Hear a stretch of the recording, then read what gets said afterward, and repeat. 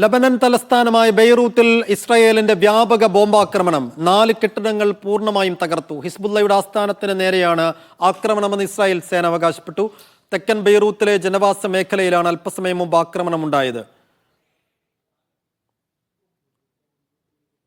ഹിസ്ബുള്ളയുടെ ആസ്ഥാനത്തിന് നേരെയാണ് തങ്ങളുടെ ആക്രമണമെന്ന് ഇസ്രായേൽ സൈനിക വക്താവ് വ്യക്തമാക്കുന്നുണ്ട്. ഇതിൽ ഇപ്പോൾ ഏറ്റവും വലിയ തരത്തിലുള്ള ചില റൂമറുകൾ, പ്രധാനപ്പെട്ട ചില ഇസ്രായേൽ ഈ ഹിസ്ബുള്ള കമാൻഡേഴ്സ് ഈ അപകടത്തിൽ പെട്ടിട്ടുണ്ട്, അല്ലെങ്കിൽ അവരെ കൂടി ലക്ഷ്യമിട്ടായിരുന്നു ആക്രമണമെന്ന് ഇസ്രായേൽ സേന പറയുന്നുണ്ട്. എന്നാൽ ഹസൻ നസ്രുള്ള ഉൾപ്പെടെയുള്ള നേതാക്കൾ സുരക്ഷിതരാണ് എന്ന തരത്തിലുള്ള പ്രതികരണങ്ങളും വന്നുകൊണ്ടിരിക്കുന്നുണ്ട്.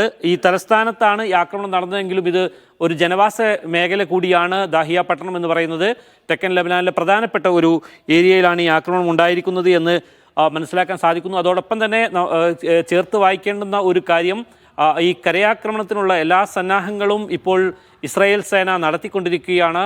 2 റിസർവ് ബ്രിഗേഡുകളെ ഈ ലബനാൻ അതിർത്തിയിലേക്ക് പൂർണ്ണാർത്ഥത്തിൽ സജ്ജമാക്കി കഴിഞ്ഞു. അവർ അണിനിരന്ന് കഴിഞ്ഞതായുള്ള റിപ്പോർട്ടുകളാണ് ഇസ്രായേലിൽ നിന്നും വരുന്നത്.